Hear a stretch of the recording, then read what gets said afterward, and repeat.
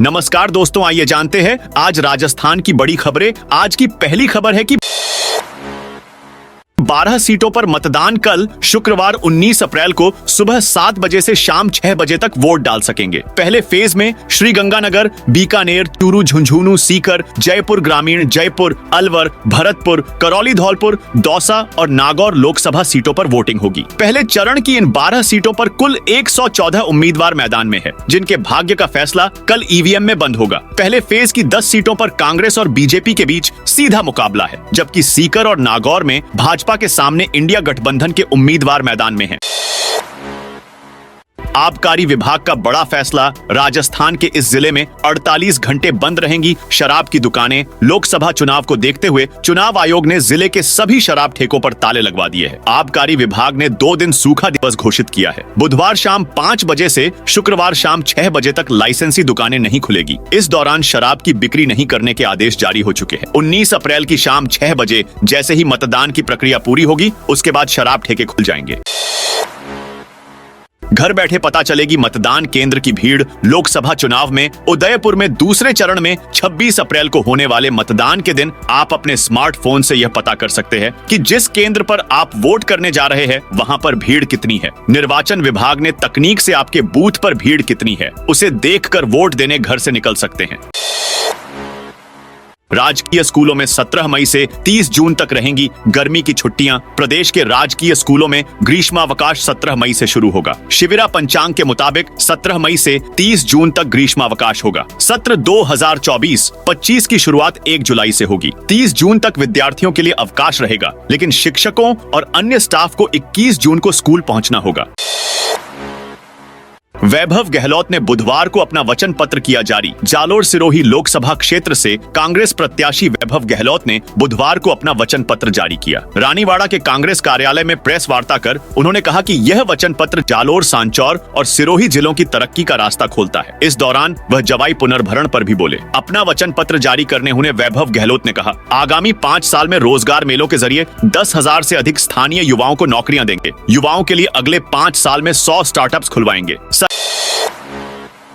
सलमान के घर फायरिंग, हरियाणा से एक और संदिग्ध पकड़ाया। बॉलीवुड एक्टर सलमान खान के घर फायरिंग करने के मामले में पुलिस ने हरियाणा से तीसरे आरोपी को गिरफ्तार किया है। पुलिस सूत्रों के मुताबिक यह आरोपी गैंगस्टर लॉरेंस बिश्नोई के अमेरिका में बैठे भाई अनमोल बिश्नोई के टच में था। यही नहीं, जिन 2 शूटरों ने सलमान खान के घर के बाहर फायरिंग की, यह आरोपी पहले और बाद में उनके संपर्क में रहा। पुलिस को शक है कि इसी ने अनमोल बिश्नोई का निर्देश दोनों शूटरों तक पहुंचाया था। सलमान खान के घर 14 अप्रैल को फायरिंग की गई थी।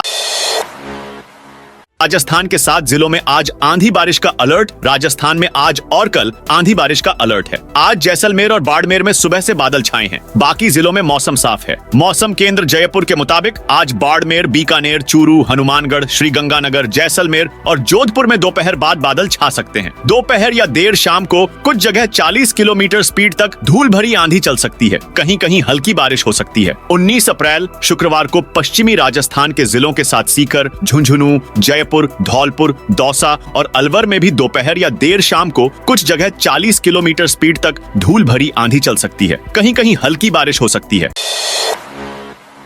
सीए को पीटने वाले पुलिसकर्मी को ही दे दी जांच। जयपुर के भांकरोटा थाना इलाके में सीए से मारपीट करने के मामले में 2 पुलिसकर्मियों को सस्पेंड कर दिया गया है। हैरानी की बात है कि सीए चिरंजी लाल के साथ मारपीट की घटना की जांच भांकरोटा सीआई राजकुमार मीणा ने उसी हेड कांस्टेबल सुनील को दे दी थी, जिसने सीए चिरंजी लाल के साथ मारपीट की थी। जब डीसीपी वेस्ट अमित कुमार बुढ़ानिया को इसका पता चला तो उन्होंने हेड कांस्टेबल सुनील और कांस्टेबल राजपाल को सस्पेंड कर दिया।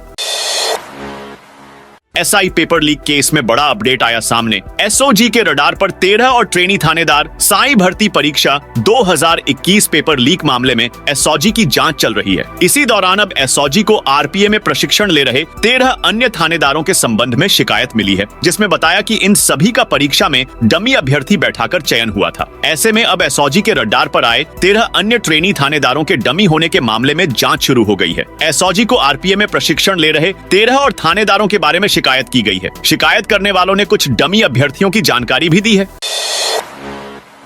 राजस्थान में चुनाव से ठीक पहले कांग्रेस के दिग्गज नेता पर केस दर्ज। लोकसभा चुनाव से पहले कांग्रेस नेता अमीन पठान की मुश्किलें थमने का नाम नहीं ले रही है। कांग्रेस नेता अमीन पठान के खिलाफ अब वन भूमि पर सुरक्षा दीवार को नष्ट व पत्थर चोरी करने तथा अतिक्रमण करने पर अनंतपुरा पुलिस ने मामला दर्ज किया है। सरकारी संपत्ति को नष्ट कर चोरी करने के संबंध में रिपोर्ट दर्ज कर कार्रवाई की जाए।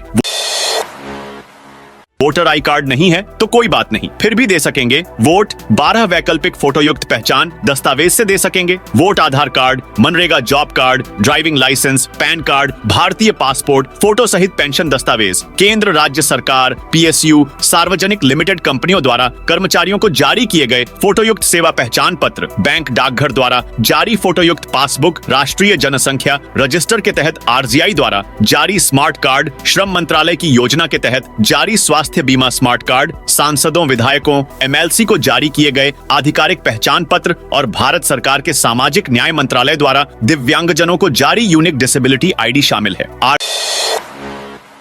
RTE में एडमिशन को लेकर आई ये नई अपडेट। अब इस तारीख तक कर सकेंगे आवेदन। RTE admission 2024। प्रदेश के 40,000 निजी स्कूलों में निशुल्क और अनिवार्य बाल शिक्षा का अधिकार अधिनियम RTE के अंतर्गत प्रवेश के लिए ऑनलाइन आवेदन की तिथि बढ़ाई गई है। अब अभिभावक 29 अप्रैल तक आवेदन कर सकेंगे, जबकि पूर्व में 21 अप्रैल निर्धारित की गई थी। शिक्षा सत्र 2024-25 के लिए पूर्व प्राथमिक कक्षाओं एवं कक्षा फर्स्ट में 25% सीटों पर निशुल्क प्रवेश के लिए ऑनलाइन आवेदन की अंतिम तिथि 29 अप्रैल तक बढ़ा दी गई है। इसके अलावा प्रवेश प्रक्रिया की तिथि भी जारी की गई है।